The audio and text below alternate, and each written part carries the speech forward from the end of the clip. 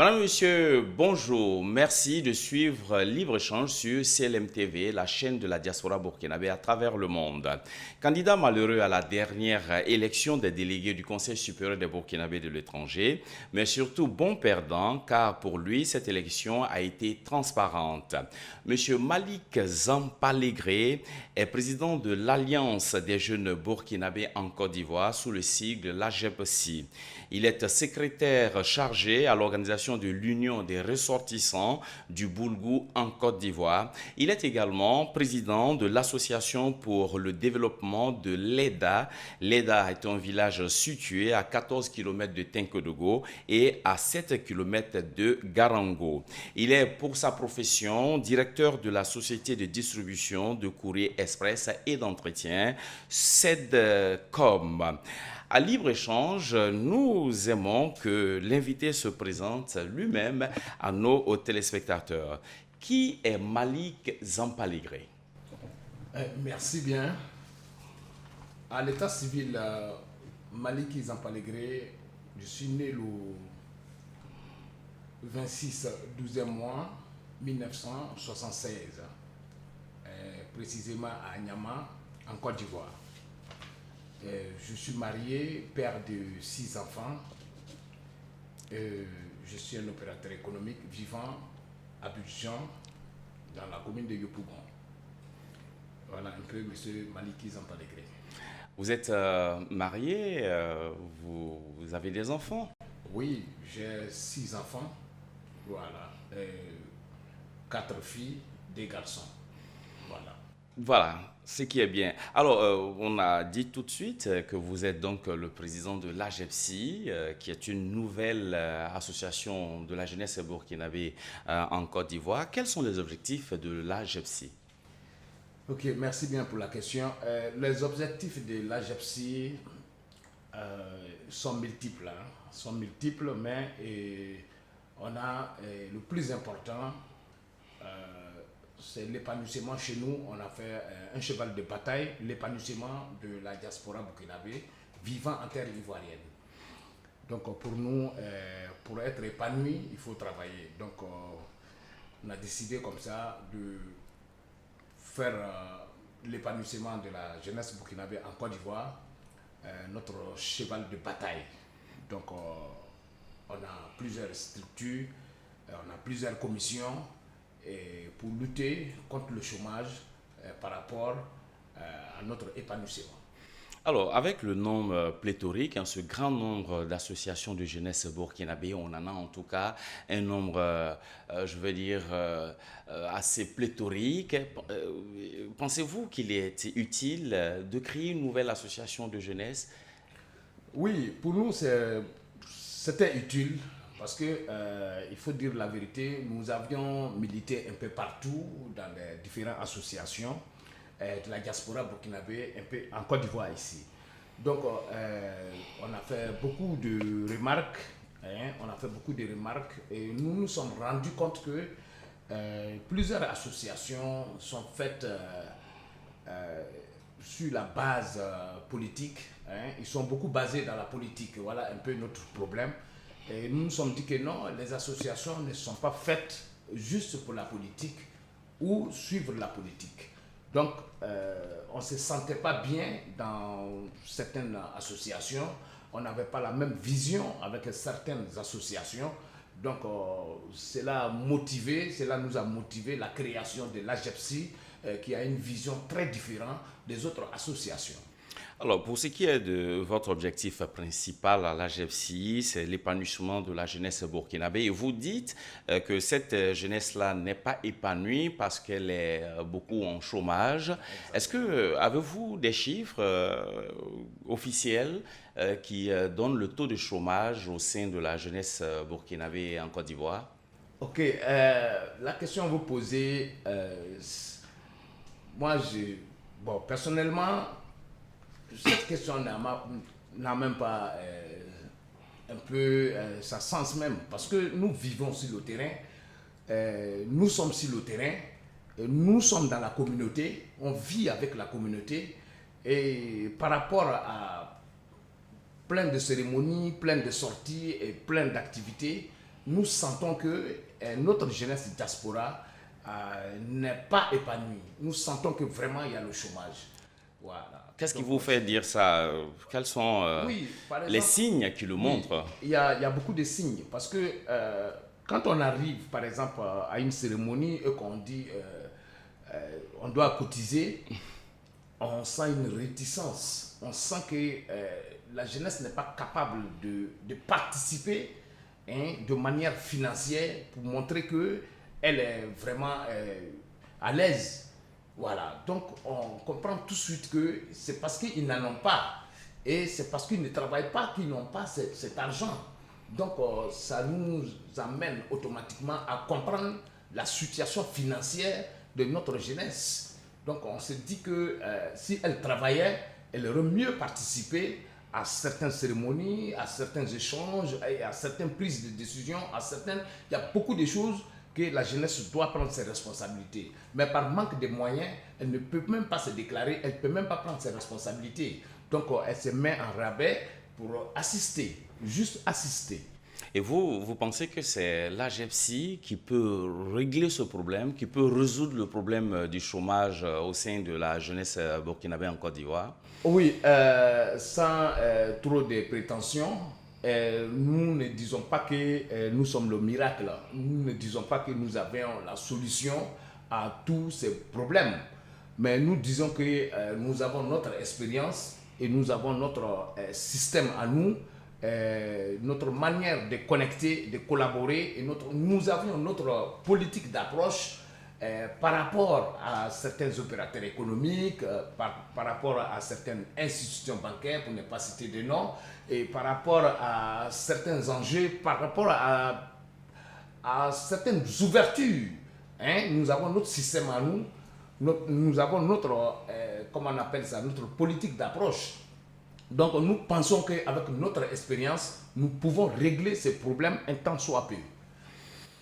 Et quels sont donc les moyens structurels, les moyens organisationnels et financiers que vous disposez au sein de l'AGEPSI pour sortir la jeunesse burkinabé de son état de chômage, comme vous le dites? Oui. Nos moyens financiers sont d'abord nous-mêmes. Avez-vous une organisation? Oui, avec nous-mêmes d'abord notre organisation. Notre moyen financier vient d'abord de notre organisation. Voilà, nous avons plusieurs projets, nous avons plusieurs domaines où nous puisons notre ressource financière. Voilà, à partir des produits de l'AGEPSI. Voilà, l'AGEPSI a plusieurs produits qu'elle commercialise, elle a plusieurs produits qu'elle met à la disposition de la population et elle a ses cotisations mensuelles, elle a ses cotisations annuelles, elle a plusieurs choses, comme on appelle, elle a plusieurs branches, hein, côté financier, pour pouvoir se prendre en charge. Et en même temps, elle compte aussi sur la bonne volonté de certaines personnes, de certaines bonnes volontés, de certains opérateurs économiques, pour pouvoir vraiment aller de l'avant.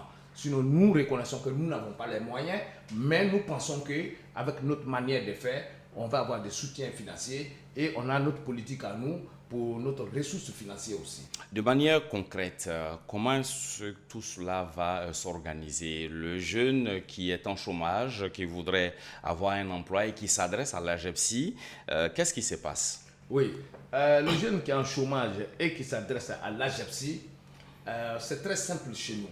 Voilà, parce qu'au niveau de l'AGEPSI, nous avons plusieurs commissions. Nous avons plusieurs commissions, c'est-à-dire nous avons la commission éducation-formation, nous avons la commission de ceux qui s'occupent des stages, nous avons la commission de ceux qui sont, ils ont un tel métier alors qu'ils sont si locaux. Donc, quand vous êtes à l'AGEPSI, quand vous êtes un membre de l'AGEPSI, automatiquement, nous comprenons votre problème. Nous comprenons votre problème et on le situe dans le moule qu'il se doit. Et il y a un spécialiste dans ce côté-là qui s'occupe spécialement de votre problème et qui nous rapporte des résultats par rapport à votre problème.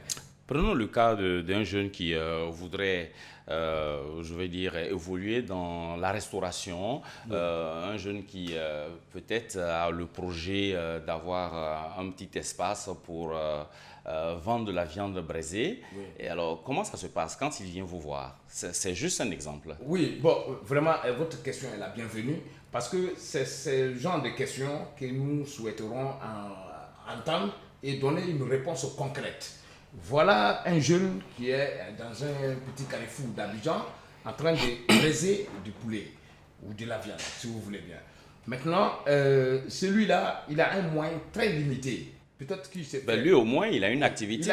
Je prends le cas de celui qui n'a même pas commencé quelque chose. Oui, celui qui n'a même pas commencé quelque chose, alors qu'il est adhéré à l'AGEPSI, lui, son cas, c'est demander aux différentes sociétés qui sont sur la place, puisque nous avons toutes ces commissions-là, pour dire que qui a besoin d'un chauffeur, qui a besoin d'un comptable, qui a besoin il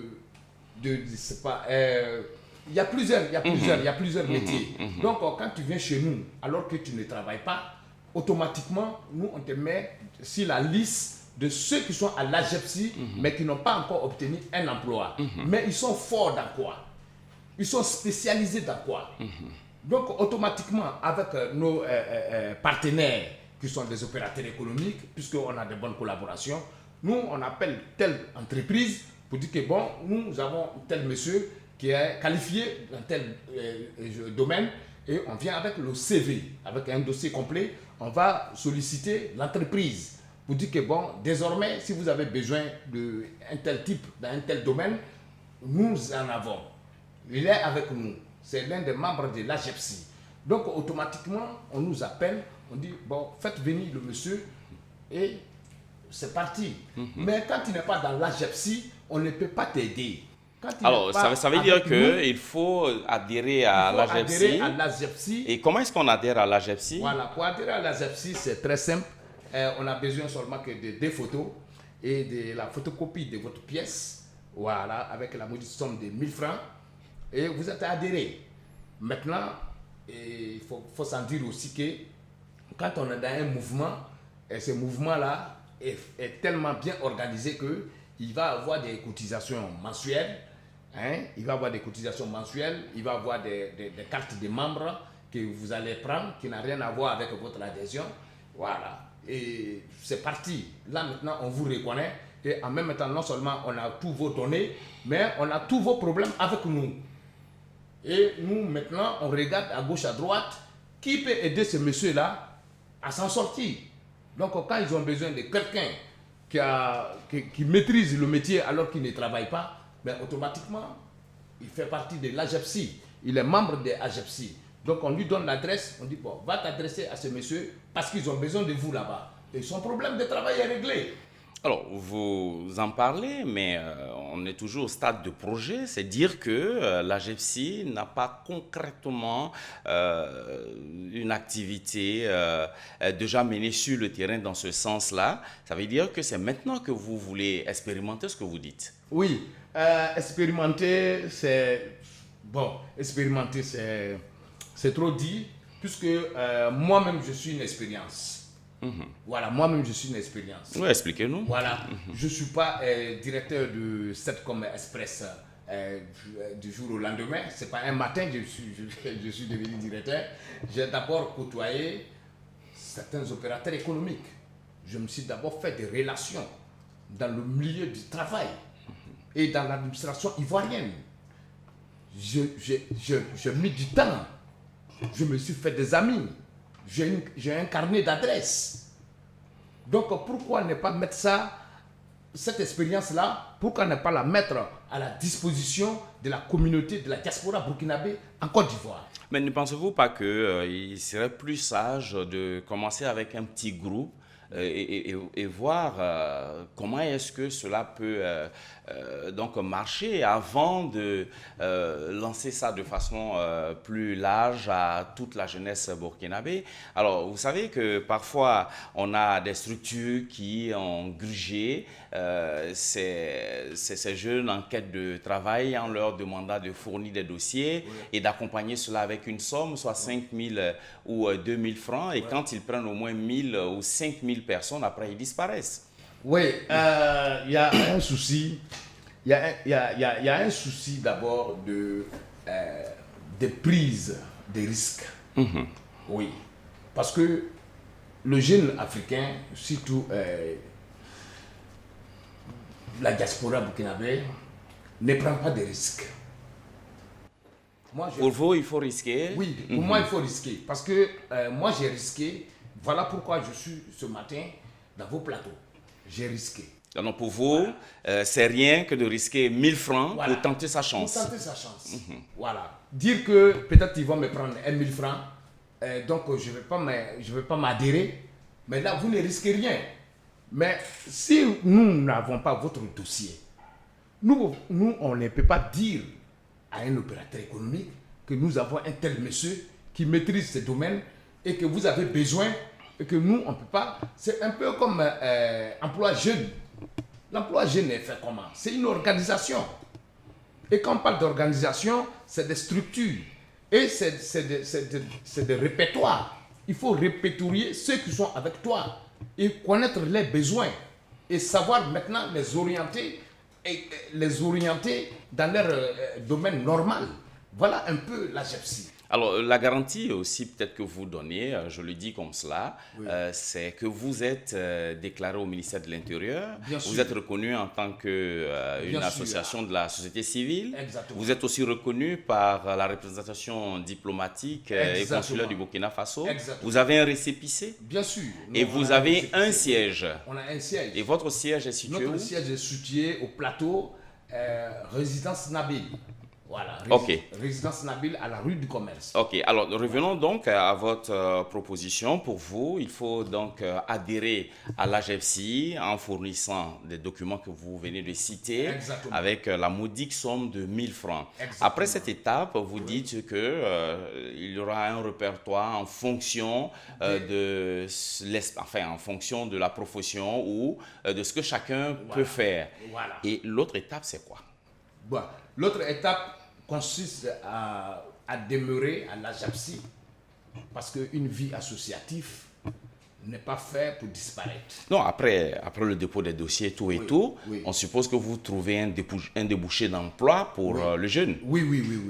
Non, une fois on a eu le débouché, il est libre. Il est libre de tout mouvement. Il n'est pas contrôlé par nous. Il n'est pas contrôlé par nous ou bien il doit payer quelque chose chaque fois. Non. Il est libre de tout mouvement. La seule chose que nous demandons, qu'il reconnaisse toujours qu'il est membre de l'AGEPSI et qu'il fasse ses cotisations mensuelles selon les dits de son selon les textes, du statut et règlement de l'AGEPSI. Voilà. Alors, quel est le domaine pour lequel vous penchez le plus? Est-ce que c'est pour les activités, je veux dire, personnelles, c'est pour des emplois dans des sociétés? Quel est le domaine que vous privilégiez le plus? Je privilège plus les emplois personnels. Voilà, parce que nous faisons trop de confiance au commerce. Nous avons confiance au commerce. Voilà, un très bon commerçant est forcément quelqu'un qui avance. Donc nous préférons travailler beaucoup dans ce domaine du commerce. Alors, quelle est la garantie que vous avez, cette confiance-là au commerce? Ce n'est pas tout le monde qui peut faire le commerce. Ou bien est-ce que vous encadrez ceux qui veulent faire le commerce? Oui, je vous ai dit tout à l'heure que nous avons une commission de formation. Éducation-formation. Donc, on ne peut pas faire un travail impeccable aujourd'hui sans une formation. Il faut un suivi. Donc, quand vous êtes formé, vous êtes bien pour tout le monde.